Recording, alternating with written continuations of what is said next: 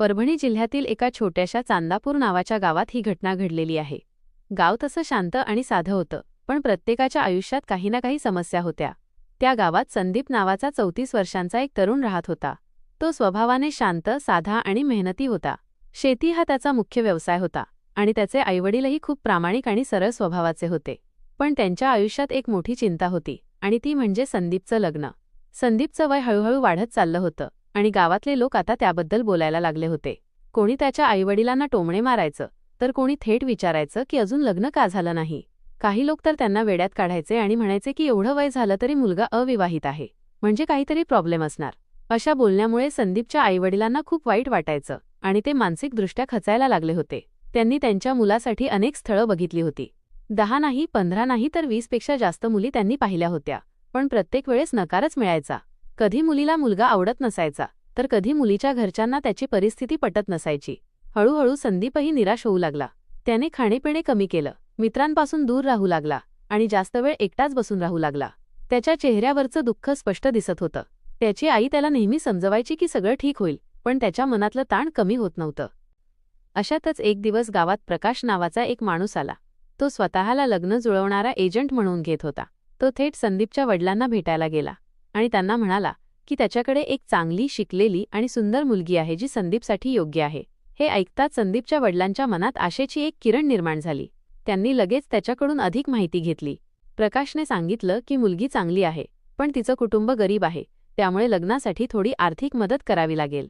हे ऐकून संदीपच्या आईवडिलांना थोडा संशय आला, पण त्यांच्या मुलाचं लग्न होण्याची आशा इतकी मोठी होती की त्यांनी त्या गोष्टीकडे दुर्लक्ष केलं। काही दिवसांनी ते सगळे नांदेड येथे त्या मुलीच्या घरी गेले। मुलीचं नाव पूजा होतं। पूजा दिसायला खूप सुंदर होती, तिचं बोलणं गोड होतं आणि तिचं वागणंही व्यवस्थित होतं। संदीपला ती पहिल्याच भेटीत आवडली आणि पूजालाही संदीप पसंत असल्याचं तिने सांगितलं। त्यामुळे दोन्ही कुटुंबांमध्ये सकारात्मक वातावरण तयार झालं। पण त्याचवेळी पूजाच्या वडिलांनी एक अट ठेवली। त्यांनी सांगितलं की ते गरीब आहेत आणि त्यांच्याकडे लग्नासाठी पैसे नाहीत, त्यामुळे संदीपच्या कुटुंबाने 4 लाख रुपये दिले तरच ते लग्न करतील। हे ऐकून संदीपच्या आईवडिलांना मोठा धक्का बसला। त्यांनी बाहेर येऊन प्रकाशशी चर्चा केली। प्रकाशने त्यांना समजावलं की आजकाल अशा प्रकारेच व्यवहार होतात आणि जर त्यांनी ही संधी सोडली तर पुन्हा अशी मुलगी मिळणं कठीण जाईल। संदीपच्या वडिलांनी खूप विचार केला आणि शेवटी त्यांनी त्यांच्या मुलाच्या भविष्याचा विचार करून पैसे देण्याचा निर्णय घेतला। त्यांनी थोडी जमीन विकली आणि 4 लाख रुपये जमवले आणि ते पूजाच्या कुटुंबाला दिले। काही दिवसांनी पुन्हा फोन आला आणि सांगण्यात आलं की मुलीला दागिने आणि कपड्यांसाठी अजून 1 लाख रुपये लागतील। सुरुवातीला थोडा विरोध झाला, पण शेवटी त्यांनी ते पैसेही दिले। यानंतर लग्नाची तयारी सुरू झाली आणि काही दिवसांत संदीप आणि पूजाचं लग्न मोठ्या थाटामाटात पार पडलं। सगळे खूप आनंदात होते। संदीपच्या आईवडिलांना वाटलं की शेवटी त्यांच्या मुलाचं आयुष्य स्थिर झालं। पूजा नवरी बनून संदीपच्या घरी आली आणि सुरुवातीचे काही दिवस सगळं व्यवस्थित चाललं। ती घरकाम करत होती, सगळ्यांशी गोड बोलत होती आणि घरातलं वातावरण चांगलं होतं। संदीपही आनंदात होता। पण काही दिवसांनी संदीपने एक विचित्र गोष्ट लक्षात घेतली। पूजा रात्री उशिरा घराबाहेर जाऊन कोणाशी तरी फोनवर बोलू लागली। ती हळू आवाजात बोलायची आणि मध्येच हसायची। सुरुवातीला संदीपने दुर्लक्ष केलं, पण जेव्हा हे वारंवार होऊ लागलं तेव्हा त्याच्या मनात संशय निर्माण झाला। त्याला वाटू लागलं की काहीतरी चुकीचं चाललं आहे, पण त्याने लगेच काही बोलणं टाळलं। आता त्याच्या मनात अनेक प्रश्न निर्माण झाले होते आणि पुढे काय होणार याची त्याला कल्पना नव्हती। ही फक्त सुरुवात होती आणि पुढे जे घडणार होतं ते त्याच्या आयुष्यातील सर्वात मोठं वादळ ठरणार होतं। लग्नानंतरचे सुरुवातीचे काही दिवस अगदी शांत आणि आनंदात गेले होते, पण हळूहळू संदीपच्या मनात निर्माण झालेला संशय आता अधिकच वाढू लागला होता। पूजा दिवसाढवळ्या अगदी साध्या आणि सुसंस्कृत मुलीसारखी वागत होती, पण रात्रीच्या वेळी तिचं वागणं पूर्णपणे बदलायचं। ती घरातल्या सगळ्यांना झोप लागल्यानंतर हळूच उठायची, मोबाईल घेऊन घराच्या बाहेर जायची आणि कोणाशी तरी लांब लांब वेळ फोनवर बोलायची। कधी ती हळू आवाजात बोलायची तर कधी अचानक हसायला लागायची। हे सगळं पाहून संदीपच्या मनात शंकेची ठिणगी पेटली होती। सुरुवातीला त्याने स्वतःला समजावलं की कदाचित ती तिच्या मैत्रिणींशी किंवा नातेवाईकांशी बोलत असेल, पण मन मात्र त्याला सतत सांगत होतं की काहीतरी वेगळंच चाललं आहे। एक दिवस संदीपने ठरवलं की आता याचं सत्य शोधायलाच हवा, पण तो थेट तिच्यावर आरोप करू इच्छित नव्हता। त्याने शांतपणे एक प्लॅन बनवला। दुसऱ्या दिवशी सकाळी तो पूजाला म्हणाला की तुझं आधार कार्ड अपडेट करायचं आहे, म्हणून आपण आधार केंद्रावर जाऊया। पूजा सुरुवातीला थोडी गोंधळली, तिच्या चेहऱ्यावर हलकासा तणाव दिसला, पण तिने लगेच स्वतःला सावरलं आणि होकार दिला। संदीपला तिच्या त्या क्षणिक बदललेल्या चेहऱ्यामुळे आणखी संशय आला। दोघंही जवळच्या आधार सेवा केंद्रावर गेले। तिथे नेहमीसारखी गर्दी होती. लोक त्यांच्या कामासाठी रांगेत उभे होते. संदीप शांतपणे सगळं निरीक्षण करत होता. जेव्हा पूजाचा नंबर आला तेव्हा तिचे फिंगरप्रिंट आणि इतर माहिती सिस्टममध्ये टाकली गेली. काही सेकंदांत स्क्रीनवर तिची माहिती समोर आली आणि ते पाहताच संदीपच्या पायाखालची जमीन सरकली. स्क्रीनवर दिसणारं नाव पूजा नव्हतंच. तिथे एक वेगळंच नाव दाखवत होतं आणि पत्ता देखील पूर्णपणे वेगळा होता. संदीपच्या डोळ्यांवर विश्वास बसत नव्हता. त्याने पुन्हा एकदा स्क्रीनकडे नीट पाहिलं, पण माहिती तीच होती.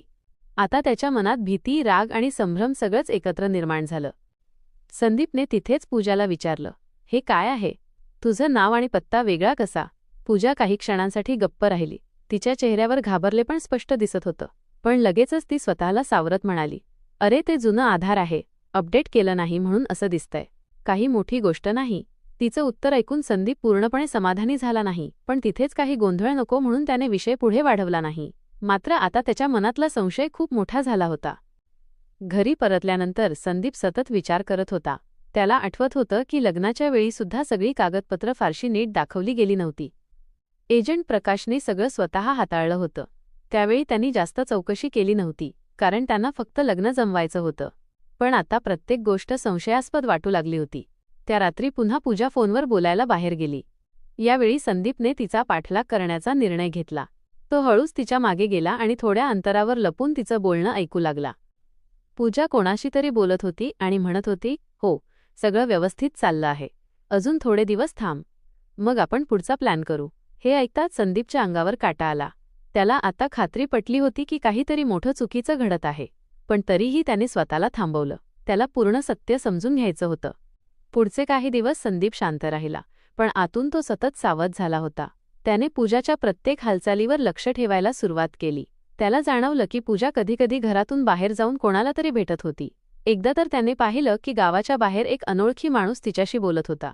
ते दोघं काहीतरी गंभीर चर्चा करत होते. संदीपला ते दृश्य पाहून धक्का बसला, पण तो दूरच राहिला. दरम्यान पूजा घरात मात्र अगदी साधी आणि चांगली वागत होती. ती सासू-सासऱ्यांची सेवा करत होती, घरकाम करत होती आणि त्यामुळे कोणालाही तिच्यावर संशय येणार नाही अशी परिस्थिती होती. संदीपच्या आईवडिलांना तर ती खूप आवडू लागली होती. त्यांना वाटत होतं की त्यांना एक चांगली सून मिळाली आहे. पण संदीपच्या मनात मात्र वादळ सुरू होतं. एक दिवस अचानक पूजाच्या घरचे लोक त्यांच्या घरी आले. त्यांनी येताच वातावरण बदललं. ते खूप रागात होते. त्यांनी संदीप आणि त्याच्या आईवडिलांवर आरोप करायला सुरुवात केली की ते पूजाला त्रास देतात, तिच्यावर अत्याचार करतात आणि तिला वाईट वागणूक देतात. हे ऐकून संदीप आणि त्याचे आईवडील पूर्णपणे हादरले. त्यांनी सांगण्याचा प्रयत्न केला की त्यांनी असं काहीच केलं नाही, पण पूजाचे घरचे ऐकायलाच तयार नव्हते. त्यांनी सरळ पूजाचा हात धरला आणि म्हणाले की आम्ही आमच्या मुलीला इथे ठेवणार नाही. संदीपच्या आईने त्यांना थांबवण्याचा प्रयत्न केला आणि विचारलं की आम्ही तुम्हाला इतके पैसे दिले, मग तुम्ही असं का करत आहात? पण त्यावर पूजाचे वडील उलट म्हणाले की आम्हाला कोणते पैसे दिले हे आम्हाला माहीत नाही आणि जर तुम्ही आमच्या मुलीला त्रास दिलात तर आम्ही पोलिसांत तक्रार करू. हे ऐकून संदीपच्या कुटुंबाच्या पायाखालची जमीन सरकली. त्यांना आता समजायला लागलं होतं की काहीतरी खूप मोठं फसवणुकीचं जाळं त्यांच्या भोवती विणलं गेलंय. पूजा त्या दिवशी तिच्या घरच्यांसोबत निघून गेली आणि संदीप एकटा उभा राहिला. त्याच्या डोळ्यांसमोर सगळं फिरत होतं. दिलेले पैसे, आधारमध्ये दिसलेलं वेगळं नाव, रात्रीचे फोन कॉल आणि आता हे आरोप. त्याला आता पूर्ण खात्री झाली होती की तो एका मोठ्या कटाचा बळी ठरला आहे. पण हा कट नेमका काय आहे आणि यामागे कोण आहे हे अजूनही पूर्णपणे स्पष्ट झालं नव्हतं. पुढे जे उलगडणार होतं ते आणखी धक्कादायक आणि भयानक होतं. पूजा तिच्या घरच्यांसोबत निघून गेल्यानंतर संदीप पूर्णपणे खचला होता. त्याच्या डोक्यात सतत एकच प्रश्न फिरत होता, आपल्यासोबत नेमकं काय घडलं? काही दिवस तो शांत बसला, पण नंतर त्याने ठरवलं की आता गप्प बसून चालणार नाही. त्याने सगळी घटना आपल्या आईवडिलांना नीट समजावून सांगितली.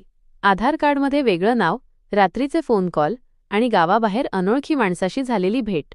हे सगळं ऐकून त्याचे आईवडीलही हादरले. आता त्यांनाही खात्री पटली होती की हे साधं प्रकरण नाही, तर एक मोठी फसवणूक आहे. दुसऱ्याच दिवशी संदीप आणि त्याचे वडील जवळच्या पोलीस ठाण्यात गेले आणि त्यांनी संपूर्ण घटना पोलिसांना सांगितली. सुरुवातीला पोलिसांनी नेहमीप्रमाणे चौकशी सुरू केली, पण जसजशी माहिती समोर येऊ लागली तसतसं हे प्रकरण गंभीर असल्याचं लक्षात आलं. पोलिसांनी सर्वप्रथम त्या एजंट प्रकाशचा शोध घ्यायला सुरुवात केली, कारण सगळ्या गोष्टींचा धागा त्याच्याकडेच जात होता. काही दिवस शोध घेतल्यानंतर पोलिसांच्या हाती प्रकाश लागला. त्याला ताब्यात घेऊन चौकशी सुरू झाली. सुरुवातीला तो काहीच बोलत नव्हता, पण पोलिसांनी कडक चौकशी केल्यानंतर तो तुटला आणि जे सत्य बाहेर आलं ते ऐकून सगळेच थक्क झाले. प्रकाशने कबूल केलं की तो एकटा नाही, तर तो एका मोठ्या टोळीचा भाग आहे. ही टोळी अशा मुलांना टार्गेट करते ज्यांचं लग्न होत नाही, ज्यांचं वय वाढलेलं असतं आणि ज्यांच्या कुटुंबावर समाजाचा दबाव असतो. अशा कुटुंबांना ही टोळी फसवते. ते आधी एक बनावट मुलगी शोधतात, तिच्यासाठी बनावट कागदपत्र तयार करतात आणि मग एजंटमार्फत त्या मुलाच्या कुटुंबाशी संपर्क साधतात. मुलगी सुंदर आणि शिकलेली असल्याचा आभास निर्माण केला जातो, जेणेकरून समोरचं कुटुंब लगेच तयार होईल. यानंतर पैसे मागण्याचा खेळ सुरू होतो. आम्ही गरीब आहोत असं सांगून लाखो रुपये घेतले जातात. लग्न करून काही दिवस त्या मुलीला त्या घरात ठेवतात, जेणेकरून कुणालाही संशय येऊ नये. आणि मग अचानक एक दिवस तिचे बनावट आईवडील येतात आणि उलट त्या मुलाच्या कुटुंबावर आरोप करतात की त्यांनी मुलीचा छळ केला आहे. त्यामुळे समोरचं कुटुंब घाबरतं आणि काहीही कारवाई करत नाही आणि त्या गोंधळात ती मुलगी आणि तिचे साथीदार पैसे घेऊन पळून जातात. हे सगळं ऐकून संदीप आणि त्याचे वडील स्तब्ध झाले. त्यांना आता पूर्ण चित्र स्पष्ट झालं होतं. पण अजून एक गोष्ट बाकी होती, पूजा आणि तिच्या घरच्यांना पकडणं. पोलिसांनी लगेच एक विशेष टीम तयार केली आणि शोधमोहीम सुरू केली. प्रकाशने दिलेल्या माहितीच्या आधारे काही ठिकाणी छापे टाकण्यात आले. काही दिवस काहीच सापडलं नाही, पण पोलिसांनी हार मानली नाही. शेवटी एका शहरात त्यांना एक मोठा धागा मिळाला. तिथे एक घर होतं जिथे अशाच प्रकारच्या अनेक कागदपत्रांचा साठा सापडला. वेगवेगळ्या नावांचे Aadhaar card, photo, mobile SIM cards आणि काही लग्नाचे फोटो. या ठिकाणीच पोलिसांना पूजा सापडली. पण ती एकटी नव्हती. तिच्यासोबत आणखी काही लोक होते जे या टोळीचे सदस्य होते. पोलिसांनी सगळ्यांना ताब्यात घेतलं आणि चौकशी सुरू केली. चौकशीत समोर आलं की पूजा ही त्या टोळीतील एक मुख्य सदस्य होती. तिचं खरं नाव काहीतरी वेगळंच होतं आणि ती अनेक वेळा अशा बनावट लग्नांमध्ये सहभागी झाली होती. या टोळीने फक्त संदीपच नाही, तर महाराष्ट्रातील वेगवेगळ्या जिल्ह्यांमध्ये अनेक कुटुंबांना अशाच प्रकारे फसवलं होतं. काही प्रकरणांमध्ये तर त्यांनी 2 ते 5 लाखांपर्यंत पैसे उकळले होते. अनेक लोक लाजेमुळे किंवा भीतीमुळे पोलिसांत गेले नव्हते, त्यामुळे ही टोळी बिनधास्तपणे काम करत होती. चौकशीदरम्यान आणखी एक धक्कादायक गोष्ट समोर आली. पूजा आणि तिचे साथीदार फक्त पैसे घेऊन पळून जात नव्हते, तर ते आधी त्या घरातील परिस्थितीचा अभ्यास करत होते. कुठे पैसे आहेत, कुठे दागिने आहेत, हे सगळं पाहून ते पुढे मोठी चोरी करण्याचाही प्लॅन करत होते. म्हणजेच हा फक्त लग्नाचा फसवणुकीचा प्रकार नव्हता, तर एक मोठा गुन्हेगारी रॅकेट होतं. संदीपला हे सगळं ऐकून प्रचंड धक्का बसला. त्याने ज्या मुलीवर विश्वास ठेवला तीच इतक्या मोठ्या गुन्ह्यात सामील होती. त्याला स्वतःवर राग येत होता की त्याने एवढ्या सहजपणे विश्वास का ठेवला. पण आता काहीच बदलता येणार नव्हतं. त्याने पोलिसांना पूर्ण सहकार्य केलं आणि सगळी माहिती दिली. पोलिसांनी सगळ्या आरोपींना अटक केली आणि त्यांच्या विरोधात ठोस पुरावे गोळा केले. आता हे प्रकरण आणखी मोठं बनलं होतं, कारण यामध्ये अनेक लोकांचा समावेश होता आणि अनेक कुटुंबांची फसवणूक झाली होती. आता संदीप आणि त्याच्या कुटुंबाला थोडा दिलासा मिळाला होता की त्यांनी योग्य वेळी तक्रार केली आणि ही टोळी पकडली गेली. पण त्यांच्या मनात अजूनही एक वेदना होती, विश्वासघाताची, फसवणुकीची आणि समाजाच्या दबावामुळे घेतलेल्या चुकीच्या निर्णयाची. पुढे या प्रकरणात काय कारवाई झाली, आरोपींना कोणती शिक्षा मिळाली आणि या सगळ्या घटनेतून समाजाने काय शिकायला हवं, हे सगळं पुढच्या भागात समजणार होतं. टोळी पकडली गेल्यानंतर पोलिसांनी या प्रकरणाला खूप गांभीर्याने हाताळायला सुरुवात केली. संदीपच्या तक्रारीवरून आधीच गुन्हा दाखल झाला होता, पण आता जे पुरावे पोलिसांच्या हाती लागले होते त्यामुळे हा केवळ एक साधा फसवणुकीचा प्रकार राहिला नव्हता, तर एक मोठं संघटित गुन्हेगारी जाळं असल्याचं स्पष्ट झालं होतं. पोलिसांनी सर्व आरोपींना न्यायालयात हजर केलं आणि त्यांच्या पोलीस कोठडीची मागणी केली. न्यायालयानेही या प्रकरणाची गंभीरता लक्षात घेऊन आरोपींना कोठडी सुनावली, ज्यामुळे पोलिसांनी आणखी सखोल चौकशी करण्याची संधी मिळाली. चौकशीदरम्यान पोलिसांनी आरोपींचे मोबाईल, बँक खात्यांचे व्यवहार, कॉल रेकॉर्ड्स आणि इतर डिजिटल पुरावे तपासले. त्यातून अनेक धक्कादायक गोष्टी समोर आल्या. या टोळीने फक्त 1-2 नव्हे तर किमान 10 ते 12 कुटुंबांना अशाच प्रकारे फसवलं होतं. वेगवेगळ्या जिल्ह्यांमध्ये त्यांनी बनावट नावांनी लग्न केली होती आणि प्रत्येक वेळी काही दिवसांनी मुलगी पळून जाऊन पैसे घेऊन गायब व्हायची.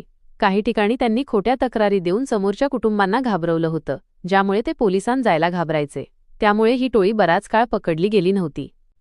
पोलिसांनी या सगळ्या प्रकरणांतील पीडित कुटुंबांचा शोध घेतला आणि त्यांची स्टेटमेंट्स घेतली. हळूहळू या गुन्ह्याचं संपूर्ण जाळं उघड होत गेलं. आरोपींविरोधात मजबूत चार्जशीट तयार करण्यात आली. त्यामध्ये फसवणूक, बनावट कागदपत्र तयार करणे, धमकावणे आणि संगनमताने गुन्हा करणे अशा अनेक कलमांचा समावेश होता. न्यायालयात खटला सुरू झाला आणि प्रत्येक सुनावणीदरम्यान नवीन नवीन पुरावे समोर येत होते. संदीप आणि त्याच्या कुटुंबालाही न्यायालयात साक्ष द्यावी लागली. त्यावेळी संदीपने पूर्ण घटनेचं सत्य सांगितलं. कसं त्याने विश्वास ठेवला, कसं त्याच्या आईवडिलांनी जमीन विकून पैसे दिले आणि कसं त्यांची फसवणूक झाली. त्याचा आवाज थरथरत होता, पण त्याने धाडसाने सगळं सांगितलं. न्यायालयात उपस्थित असलेले लोकही हे सगळं ऐकून स्तब्ध झाले. दरम्यान आरोपींकडून काही रक्कम जप्त करण्यात आली होती. पोलिसांनी ती रक्कम न्यायालयाच्या आदेशानुसार पीडित कुटुंबांना परत देण्याची प्रक्रिया सुरू केली. जरी संदीपच्या कुटुंबाला त्यांचे सगळे पैसे परत मिळाले नाहीत, तरी काही प्रमाणात त्यांना दिलासा मिळाला. काही महिन्यांच्या सुनावणीनंतर अखेर न्यायालयाने आपला निकाल दिला. न्यायाधीशांनी या प्रकरणाला अत्यंत गंभीर गुन्हा मानत सर्व आरोपींना कठोर शिक्षा सुनावली. मुख्य आरोपींना अनेक वर्षांची कारावासाची शिक्षा देण्यात आली, तर इतर सदस्यांनाही त्यांच्या भूमिकेनुसार शिक्षा ठोठावण्यात आली. न्यायालयाने स्पष्ट शब्दांत सांगितलं की अशा प्रकारच्या फसवणुकीमुळे समाजात भीती आणि अविश्वास निर्माण होतो आणि त्यामुळे अशा गुन्हेगारांना कठोर शिक्षा देणं आवश्यक आहे. हा निकाल ऐकल्यानंतर संदीप आणि त्याच्या कुटुंबाला एक प्रकारचा समाधान मिळाला. त्यांनी जे सहन केलं होतं त्यासाठी त्यांना न्याय मिळाला होता. पण या सगळ्या घटनेने त्यांना एक मोठा धडा दिला होता. आंधळा विश्वास कधीही ठेवू नये आणि समाजाच्या दबावाखाली येऊन मोठे निर्णय घेऊ नयेत. हळूहळू संदीपने पुन्हा आपलं आयुष्य सावरण्याचा प्रयत्न सुरू केला. तो पुन्हा शेतीकडे वळला, स्वतःला कामात गुंतवून घेतलं. त्याचे आई-वडीलही आता थोडे शांत झाले होते. त्यांनी ठरवलं की आता कोणत्याही गोष्टीत घाई करायची नाही आणि कोणताही निर्णय घेताना पूर्ण चौकशी करूनच घ्यायचा. या घटनेतून समाजालाही एक मोठा संदेश मिळतो. लग्न ही एक पवित्र गोष्ट आहे. ती पैशांच्या व्यवहारात बदलणं चुकीचं आहे. कोणाच्याही दबावाखाली येऊन किंवा घाईघाईत निर्णय घेणं धोकादायक ठरू शकतं. आजच्या काळात अशा फसवणुकीच्या घटना वाढत चालल्या आहेत. त्यामुळे प्रत्येकानं सतर्क राहणं खूप गरजेचं आहे. मंडळी, वय वाढलं म्हणून घाईघाईत लग्न करणं योग्य नाही. योग्य व्यक्तीची निवड आणि तिची पार्श्वभूमी तपासणं हे खूप महत्त्वाचं आहे. थोडा उशीर झाला तरी चालेल, पण आयुष्यभराचा निर्णय चुकीचा घेऊ नका, कारण एक चुकीचा निर्णय तुमचं संपूर्ण आयुष्य बदलू शकतो. ही कथा केवळ एक गोष्ट नाही, तर एक वास्तव आहे जे आपल्याला सावध राहण्याचा इशारा देते. अशा घटना टाळण्यासाठी आपणच जागरूक राहायला हवं.